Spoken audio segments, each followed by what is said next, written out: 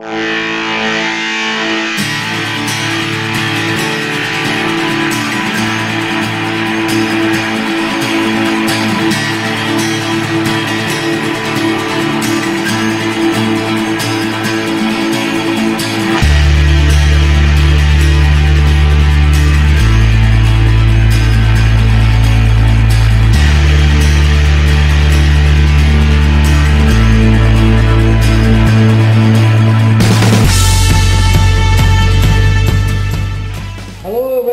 another Speedieclark production. So today we're going to discuss, as well as my training, so tonight, just very quickly, it's an easy 30-minute zone 1 to 2 high cadence, back in the garage. Apologies for the lighting, it's very cold, but hot topic for this evening is Bradley Wiggins on Lance Armstrong and being the perfect tour rider. So you'll have to excuse me, I've got 18 minutes left of the ride. So Bradley Wiggins has just released a book specifying his top inspirations. So Wiggins and Armstrong. So Bradley Wiggins is going to publish his book detailing the 21 of his cycling icons, one of whose Lance Armstrong. So Wiggins has been quoted in the press by saying Lance Armstrong is a perfect winner of the Tour de France. Now the founder of the Tour de France, in the early 19th century, basically specified his speech for the Tour and the perfect superhuman athlete that would stop at nothing to win the Tour de France, which is technically what Lance Armstrong does. Now that might create some controversy surrounding, you know, all the doping allegations, the confession of doping, you know, the evidence. But before we take this out of context, let's just strip back that what does doping mean? So every single cyclist, even today when we're allegedly quite a clean sport, in terms of using performance enhancing drugs, has taken supplements or looked for assistance in gaining an advantage over their competitor, which is the nature of competition and the nature of winning. So back, I mean, Eddie Merckx, for example, you know, Eddie Merckx, brilliant, world's best, etc., and blah blah blah. Not knocking any of that, so please don't take that out of context. But Eddie Merckx was done on a number of occasions for doping violations and issued a number of warnings, which I think people forget. Fair enough, Lance Armstrong's tactic was destroy, crush, obliterate, which he did do. And I suppose looking at it from the outside, you know, that was his undoing. But did he do anything that his competitors weren't doing? You know, this is only my opinion, but given the history, the nature of the sport, the physical demands, I believe no. So it was proven that everybody in the top 20 in the whole Armstrong era was all doping. So Armstrong was still the better athlete. And what people as well don't realise, or people that aren't experienced in cycling, and what people blow out of context, is the fact that taking any form of performance enhancing supplement does not turn you into Superman. You have to have the energy, you have to be able to produce the power, you have to have the conditioning already there. What it does do in the substances that they were taking from the late 90s to 2006 and probably beyond that, but that we really know of and that's been confessed to, is you know, EPO, human growth hormone, progesterone, blood transfusion, and all that does is put the nutrients back into your body that you're already on. It doesn't turn you into Superman, it doesn't make you superhuman, it maintains what you currently have and have developed. So they reckon what, 10% advantage. So back then, Merckx's day, Armstrong era, there was no fancy hotels. You know, there was, yeah, they had team buses in the 90s, etc. But, you know, the diet and nutrition wasn't the biggest focus. The technology, although they were looking at it, was nowhere near the technology it is now. You take the Tour de France now, and the average speeds of the Tour or stage races are equally as high, if not higher, than when everyone was on the so-called hot sauce in the late 90s and up to 2006. How is that? Are people better at hiding it? Technology, training methods, for example, power meters readily available. You know, in the 90s there was only a select few people using power meters. Altitude training, you know, aero gains, so they've already proven the amount of watts that you can save.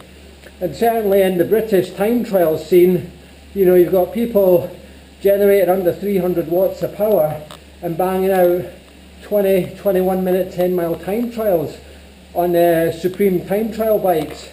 And before, you'd have to be averaging 300, 350 watts to get anything like that, you know. So technology has moved on a way to allow that.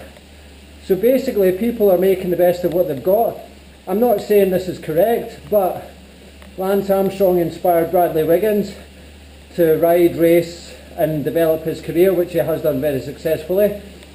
Lance Armstrong inspired me to be more competitive, to look at my weight, reading his books, the training strategies.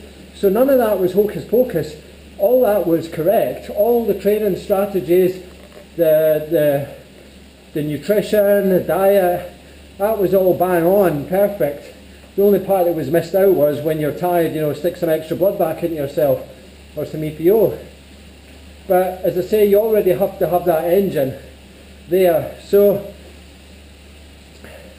do I think Lance Armstrong's a bad person? No. Do I think he's exceptionally competitive? Yes. And that's where the difference is. So win at all costs. Be as competitive as you can be. You know, he's a family man, got children, he's paying a very big price for what he did. And I'm sure he was fully aware of that. But at the time when he was young, he probably didn't realise the full repercussions, because everybody's doing it. It was actively encouraged. So he analysed the race situations and decided, right, sod it. If everyone's having to do it and this is the only way you can compete, then I want to do it the best, better than anyone. Now everybody specifies that he was a ringleader, had the most sophisticated doping program the world has ever seen, which was nonsense because of the Russians, all that palaver. And also the information that Lance Armstrong's provided and the test results, etc., you know, and everything that goes along with it, the amount that was taken to allow him to win was very, very minimal. And I remember it clearly specifying that, I think it was one of the stages, one of the mountain stages, I can't remember which one, that he actually won. He couldn't get the substances, but he still won it. So it's all about recovery and maintaining it. So now the big pro racers, Team Sky, etc., they've got their special pillows, they've got their diet, nutrition, aero gains, the suits, the clothing. When you go back to the 1999 time trial in Metz and watch Lance Armstrong in that time trial, you know, he's on a light speed titanium framed time trial bike which weighs an absolute ton.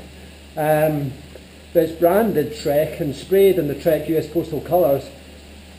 Maverick wheels, and his skin suit is flappy. It's almost like, I mean, the race jerseys now with the pockets are more aerodynamic than the skin suit that Lance was using back then. You know, he records one of the fastest time trials. So the hot sauce doesn't do that. In a time trial, the hot sauce isn't even relevant. You have to be able to smash out the 400 to 450 watts for that time period to win the time trial. Nothing makes you do that apart from the physical training. So that's where I stand in that. So I just wanted to get that out there. I think it's a very interesting topic, and I think Wiggins is just being open and honest, because when you look back to some other interviews when he was racing, He was very sheepish, he didn't really disclose that much information. But you know, people openly say they inspired him. So Lance promoted cycling, promoted the brand Trek, promoted hope for coming back from cancer. And yeah, he did that in a different way, so to speak, but it's absolutely right in what they're saying. He was still a very large, significant inspiration, and to completely dismiss him to people that are still standing on the podium, race directors, and presenting prizes and racing and commentating on Eurosport, blah blah blah, then I think it is unfair for him to be completely singled out. And I believe probably the major reason behind that is because of his attitude, and that complete destruction of attitude, like suing Walsh and claiming back the money and all those sorts of things. But yeah, it probably went a bit over the top there, but I suppose it's where you draw the line. So it doesn't make any of it right, but if you wanted to earn a living back then and you wanted to be the best, you had to do what you had to do. So that would mean being at the best of what was being done at that time, which is effectively what happened, and what the race organiser of the Tour de France basically specifies: the ultimate superhuman that would win the Tour and crush everybody and stop at nothing. And that's really what's happened. So leave your comments, criticisms. I'm sure it'll spark a number of comments. You know, I still follow Lance Armstrong, and I'm generally interested in what he's doing and how he's dealing with all these incidents, etc. So, you know, he's still done a lot of good for the sport and for other people, so you can't really knock that. So I think it is time to just move on and let it be. So I have 7.5 minutes left, and tonight's just an easy leg loosener. Last night was a deep tissue massage for 1 hour, courtesy of NJG, finally got it right in saying it, Massage Therapies at Livingston, Scotland, last night. Tomorrow night's a weight session, and then we're back on the bike Thursday, Saturday, Sunday. So stay tuned, and we'll catch up shortly. Thanks for watching.